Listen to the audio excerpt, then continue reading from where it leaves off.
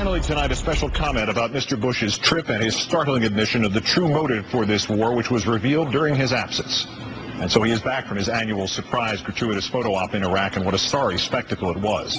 It was nothing compared to the spectacle of one unfiltered, unguarded, horrifying quotation in the new biography to which Mr. Bush has consented, as he deceived the troops at Al-Assad Air Force Base yesterday with the tantalizing prospect that some of them might not have to risk being killed and might get instead to go home. Mr. Bush probably did not know that. With his own words, he had already been proved to be a liar, that he had been lying, is lying, will be lying about Iraq. He presumably did not know that there had already appeared those damning experts from Robert Draper's book, Dead Certain. I'm playing for October, November, Mr. Bush said to Draper. That evidently is the time during which he thinks he can sell us the real plan, which is, to quote him, to get us in a position where the presidential candidates will become comfortable about sustaining a presence. Comfortable, that is, with saying about Iraq, again quoting the president, stay longer. And there it is, sir. We've caught you. Your goal is not to bring some troops home, maybe, if we let you have your way now. Your goal is not to set the stage for eventual withdrawal. You are, to use your own disrespectful, tone-deaf word, playing at getting the next Republican nominee to agree to jump into this bottomless pit with you and take us into it with him as we stay in Iraq for another year and another and another and anon. Everything you said about Iraq yesterday and everything you will say is a deception for the purpose of this one cynical, unacceptable, brutal goal, perpetuating this war indefinitely. War today, war tomorrow, war forever. And you are playing at it. Playing! A man with any self-respect, having inadvertently revealed such an evil secret, would have already resigned and fled the country. You have no remaining credibility about Iraq, sir. And yet yesterday at Al-Assad, Mr. Bush kept playing, and this time using the second of his two faces. The president told reporters, quote, they, General Petraeus and Ambassador Crocker, tell me if the kind of success we are now seeing continues, it will be possible to maintain the same level of security with fewer American forces. And so Mr. Bush got his fraudulent headlines today. Bush may bring some troops home.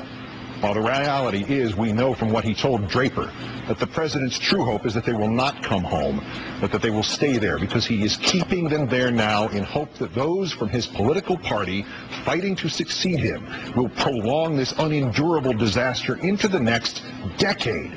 But to a country dying of thirst, the president seemed to vaguely promise a drink from a full canteen, a promise predicated on the assumption that he is not lying. Yet you are lying, Mr. Bush, again. But now we know why.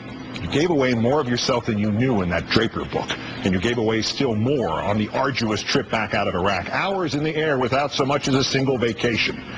If you look at my comments over the past 8 months, you told reporters, it's gone from a security situation in the sense that we're either going to get out and there will be chaos or more troops. Now the situation has changed where I am able to speculate on the hypothetical.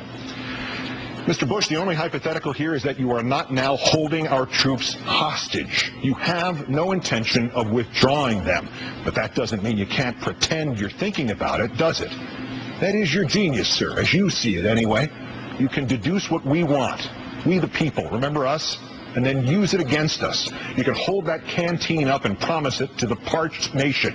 And the untold number of Americans whose lives have not been directly blighted by Iraq, or who do not realize that their safety has been reduced and not increased by Iraq, they will get the bullet points. Bush is thinking about bringing some troops home. Bush even went to Iraq.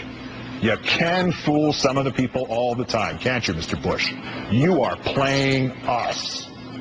And as for the most immediate victims of the president's perfidy and shameless manipulation, those troops, yesterday sweating literally as he spoke at Al-Assad Air Base, tonight again sweating figuratively in the valley of the shadow of death, the president saved for them the most egregious playing of the entire trip.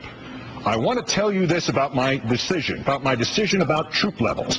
Those decisions will be based on a calm assessment by our military commanders on the conditions on the ground, not a nervous reaction by Washington politicians to poll results in the media. One must compliment Mr. Bush's writer.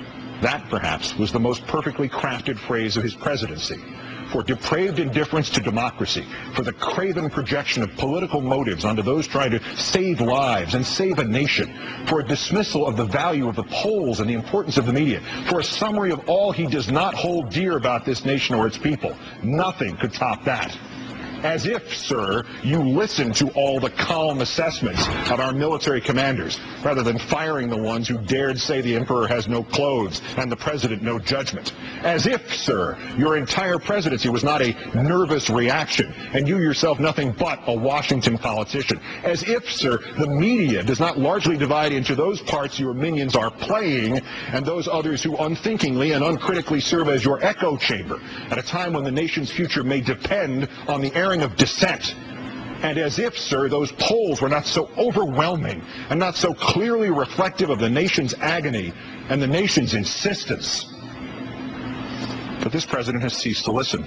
This president has decided that night is day and death is life, and enraging the world against us is safety.